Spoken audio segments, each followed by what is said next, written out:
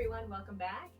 Today we're actually going to go through a little bit of a seed package unboxing, and I'm excited to share these seeds with you as I have been looking for some of them for well over a year and haven't been able to locate, and other ones that, to my surprise, are ones that I can actually grow here in Zone 8B in Vancouver.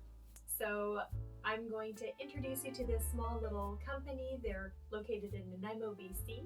They're called the Small Island Seed Co. I'll put all their information in the description below so you guys can check them out if this is something that interests you. So this is the little packet I got. Inside are some really exciting seeds. So these ones are actually really going to be good for coastal growing, and some of them will surprise you that they can grow through our winters and do quite well. So let's get into it and let's show you what I got. All right, so in our little packet here, we've got, so fun, it's like Christmas. Okay, we've got all of our tiny little packets here. Each packet comes with roughly 10 seeds. So just enough for us to get them started and hopefully do well enough that they germinate. So within these ones here, what I'm going to do is I'm going to bring up on the screen here, I'm going to show you a little picture of what the seed will grow into, and I'm going to give you a little description based off their website, a Small Island Seed Co. So you can kind of have an idea of what these plants are. So the first one I'm going to start with is called Habanada. This little guy here, I don't know if you can see that okay. Now habanadas, if you're wondering if that sounds awfully similar to habanero, you would be correct. This is similar to the habanero in flavor, but it has zero heat.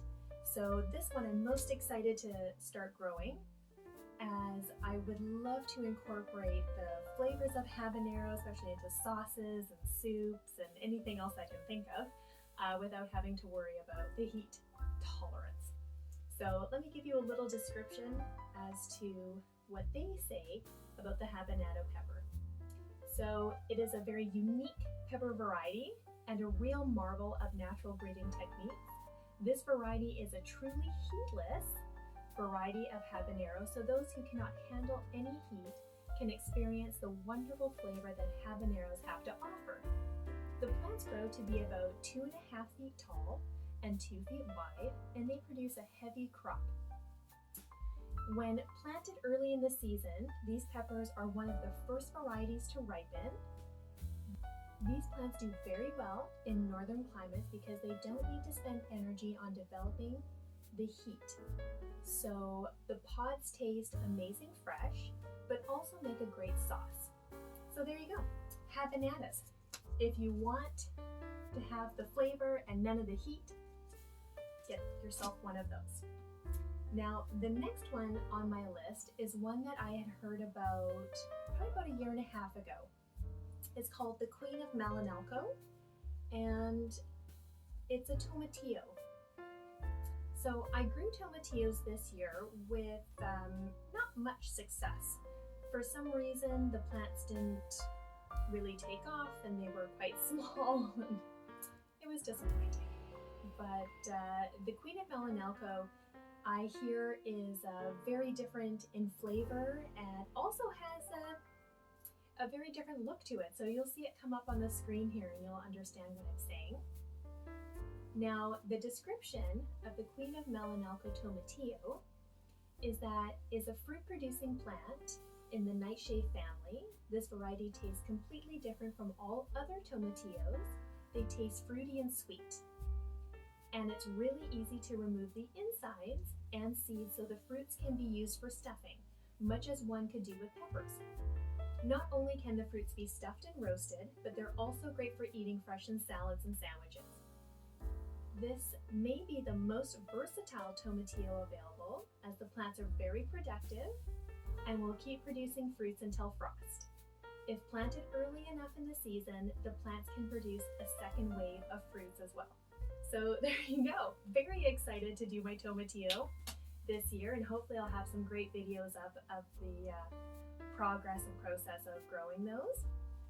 The next one on our list is called Peruviano Arancio. Now, I don't know if I'm saying that correctly, and if I'm not, I'm sorry. There's going to be probably 2 or 3 in here that I may mispronounce. So these are another type of pepper seeds. The Scoville scale, if you are basically used to hearing what the numbers mean, it's 25,000 on the Scoville scale, so it's a bit of a heat. The Peruviano Arancio is a fantastic variety of pepper from the Baccatum species. Like most Baccatums, it grows quite large and bushy at a fast rate and can yield a lot of flavorful, thick-walled fruits that are shaped like upside down teardrops. The pods taste sweet and fruity, and the heat level is mild. As well as being an excellent choice for fresh eating, the pods can make a very delicious hot sauce. So again, I think there's probably a bit of a theme going on here with the seeds I'm choosing. It's a bit of a fruity kind of undertone. So I have a love for anything tropical and fruity. So we're quite excited to see how these are going to come out. Now the next one is so the next one, the name on the seed packet is Capsicum flexuosum. So it doesn't say too much except for the fact that it is a pepper. The other name for it is cold hardy chili pepper seeds. So these ones really sparked my interest, as when we think about growing pepper seeds, we know we can't grow them outside in our climate through the winter. So usually we have to dig up our peppers, cut them down, store them through the winter in a relatively shielded area, and then if we want to, plant them back outside in the spring. Now with these little ones, they look so cute, but they are fiery. So on the Scoville scale, they are 30,000 to 50,000, so they got a bit of a heat to them. And the description they give is that it's a fantastic wild pepper variety and also their favorite variety. It seems to be mostly unknown, as there's very little information gathered about it to date. It's been confirmed to withstand frigid temperatures unlike any other member of the Capsicum genus. It's even said that it can handle -12 to -15 degrees Celsius for extended periods of time. So this is otherwise unheard of in the chili world. The plant is deciduous, so it will lose its leaves by March, but they'll come back when the soil temperature warms up again in the spring. Now, for the flavor profile of these little peppers, they're extremely juicy, sweet, tangy, and they possess a somewhat tropical flavor. Many flexuosums are said to have no heat at all, but this strain is about as hot as cayenne peppers. The fruits essentially taste like spicy candy, which I'm very excited about that. If I can eat these like a spicy candy and utilize them that way in my cooking, it's a win. Another unusual feature of this pepper is that it doesn't produce typical pods as it has no hollow cavity. So instead, it's fleshy throughout and more like a berry.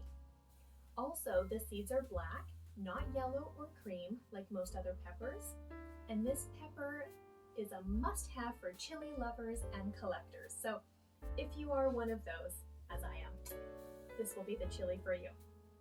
So as we move on here, the next one is one that I had heard about through someone local to me here, and it is called the green plum tomato. Now, typically when we think about tomatoes, we're thinking about yellow, orange, reds, striped colors. I don't personally think about tomatoes being green, unless I'm thinking about like green fried tomatoes. But this one here is a beautiful looking, very prolific tomato plant. I'll give you a little description of what they say again here. Green plum is one of the most delicious tomato varieties out there. These vigorous plants produce an abundance of green, ovular tomatoes. They taste very sweet and have a medium to low acidity.